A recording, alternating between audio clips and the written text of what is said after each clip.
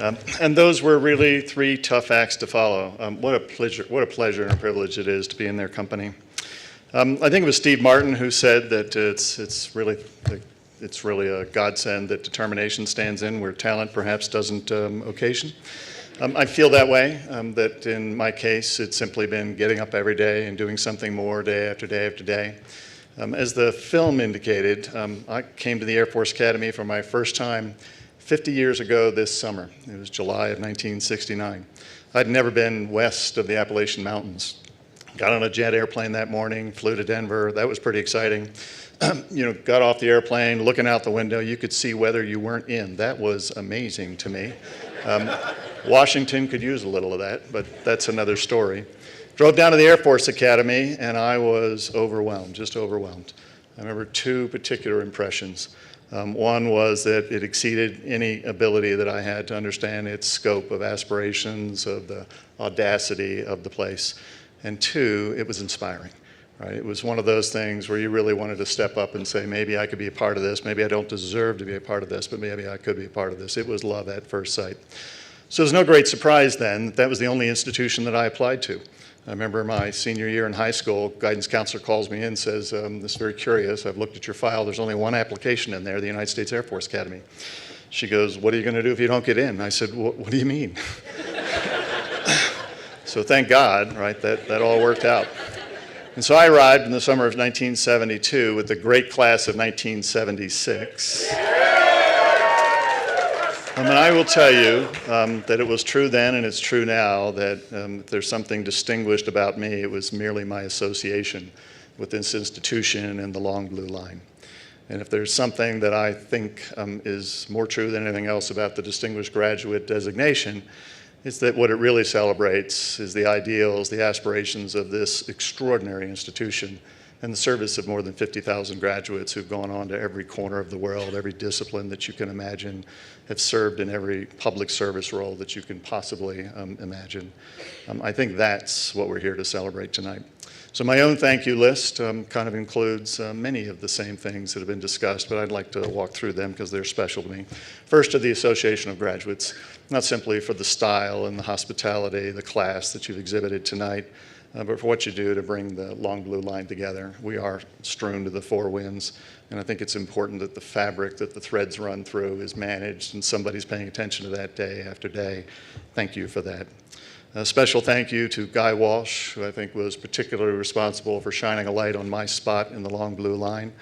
I think there are any number of people who can or should be up on this stage, and but for somebody that points out what they may have done or perhaps exaggerates what they may have done, they don't show up here. And so thank you, Guy. I was blessed to be raised by a mom and a dad, and my Aunt Marge, who's here tonight, members of the greatest generation, gave me an extraordinary foundation in family values and citizenship, in the kind of service and what that means. That is something that's special and it's taken for granted, and absent that, I don't think we can have the expectations that oncoming generations will have the same perspective, the same opportunities, perhaps the same aspirations. I was blessed to meet my wife, Anna. Actually, I was in command of a Naval Academy vessel. It was called a yard patrol boat.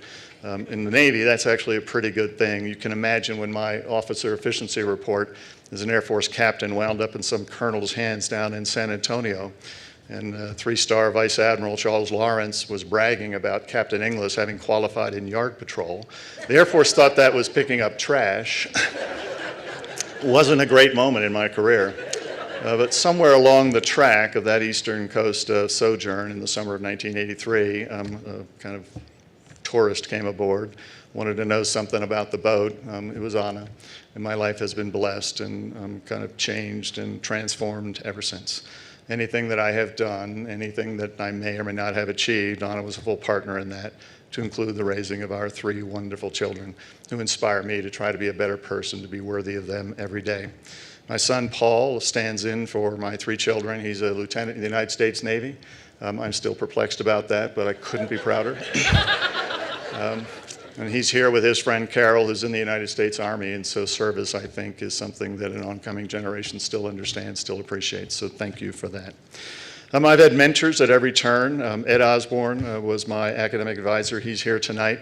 He was also an informal and a formal mentor, but an informal mentor in all of those spaces where you asked whether you should make this turn or perhaps take that commitment, giving you some sight lines around or above the hedgerows. So that was just so very important to me. My classmates have been a source of strength for me and friendship for me for all of my adult life, from all the way from when I can remember being out there in the world and perhaps trying to find my way. And I couldn't be more grateful. Like others who've been at this podium this evening, I think that it's one of the greatest treasures and hopefully will remain one of the greatest strengths among us from this day forward. And the great class of 1976 is something that is inscribed on my lapel and perhaps my heart. My classmates also include two roommates who were killed in service, but I'd like to mention one in particular. Jerry Noble Allison, one of the nicest, dearest friends I ever had. I remember waking up one Sunday morning just after finals in December of 1975, looking at the clock, realizing that it was 1 hour until my airplane was going to take off at Stapleton Airport, which was in the day 50 miles away from the Air Force Academy. Jerry looks across at me, probably having waited for this moment for 2 hours, watching me sleep in, and said, "Well, that's what Porsches are for."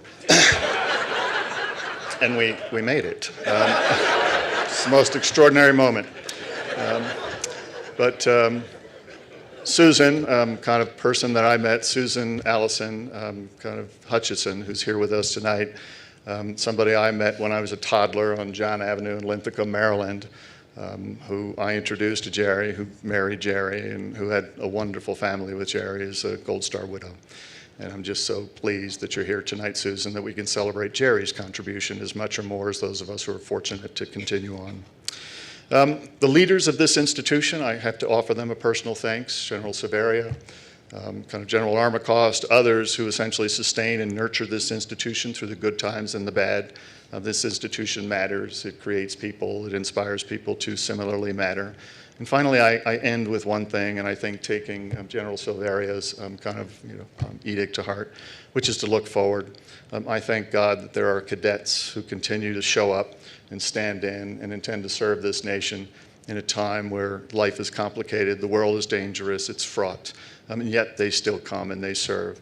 We have never needed them more. We've never needed those of you in the room more, and we've never been more impressed by the caliber of your talent and the nobility of your purpose.